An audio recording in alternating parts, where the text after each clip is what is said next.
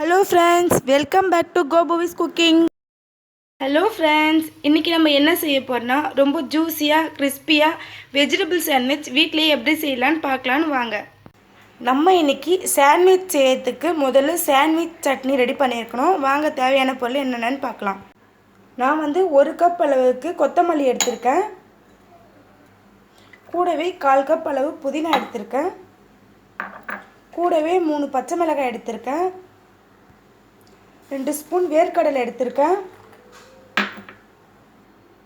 1 spoon அளவுக்கு சீரகம் எடுத்திருக்கேன். 2 துண்டு இஞ்சி எடுத்திருக்கேன். ஒரு குட்டியாக இருக்குது 4-5 பல்லு பூண்டு எடுத்திருக்கேன். கூடவே ஒரு 1/4 ஸ்பூன் சால்ட் சேர்த்துக்கலாம். ஸ்பூன் அளவுக்கு சர்க்கரை சேர்த்துக்கலாம் கூடயே. இப்போ இது கூடவே கொஞ்சமாக தண்ணி சேர்த்து ஃபைன் பேஸ்ட்டாக அரைச்சி எடுத்துக்கலாம்.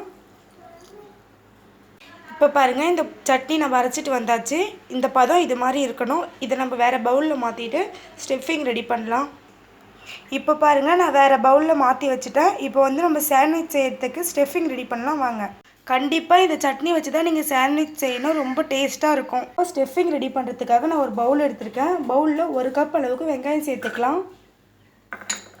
1/2 கப் அளவு கேரட் சேர்த்துக்கலாம். 1/2 கப் அளவுக்கு குடமிளகாய் சேர்த்துக்கலாம். 1/2 கப் அளவுக்கு வெள்ளரிக்காய் கூட சேர்த்துக்கலாம். கூடவே 1/2 கப் அளவு தக்காளி சேர்த்துக்கலாம். 1 கப் அளவு கோஸ் எடுத்துருக்கேன், கோஸையும் கூட சேர்த்துக்கங்க. இப்போ கூடவே 1/2 கப் அளவு மயோனைஸ் எடுத்துருக்கேன், அதையும் கூட சேர்த்துக்கலாம். கூடவே 1/2 ஸ்பூன் அளவுக்கு உப்பு சேர்த்து மிக்ஸ் பண்ணி வச்சுக்கோங்க. இப்போ பாருங்கள், சாண்ட்விச்சில் வைக்கிறதுக்காக ஸ்டஃபிங் ரெடி ஆகிடுச்சு. இப்போ பாருங்கள், சாண்ட்விச் செய்கிறதுக்காக நான் 2 ப்ரெட் எடுத்திருக்கேன். நான் நார்மல் ப்ரெட் தான் எடுத்திருக்கேன். நீங்கள் சாண்ட்விச் ப்ரெட் கடையில் கிடைக்கும், கிடைச்சா நீங்களும் வாங்கிக்கோங்க. பாருங்கள், நான் கொஞ்சமாக பட்டர் எடுத்திருக்கேன். இதை ப்ரெட்டில் அப்ளை பண்ணிக்கிறேன். பாருங்கள், இன்னொரு ப்ரெட்லேயும் பட்டர் ஆட் பண்ணிக்கிறேன். அந்த இது நான் கூடவே எடுத்து வச்சுருக்க புதினா சட்னியை மேலே ஆட் பண்ணிக்கிறேன். கொஞ்சமாக ஆட் பண்ணுங்கள், நிறைய ஆட் பண்ணக்கூடாது. பாருங்கள், இன்னொரு ப்ரெட்லேயும் நம்ம சட்னியை அப்ளை பண்ணிக்கலாம். நான் இப்போ கூடவே எடுத்து வச்சுருக்க ஸ்டஃபிங்கை உள்ளே சேர்த்துக்கிறேன். இப்போ பாருங்கள், எடுத்து வச்சுருக்க ப்ரெட்டை இந்த ஸ்டஃபிங் மேலே மூடிக்கிறேன்.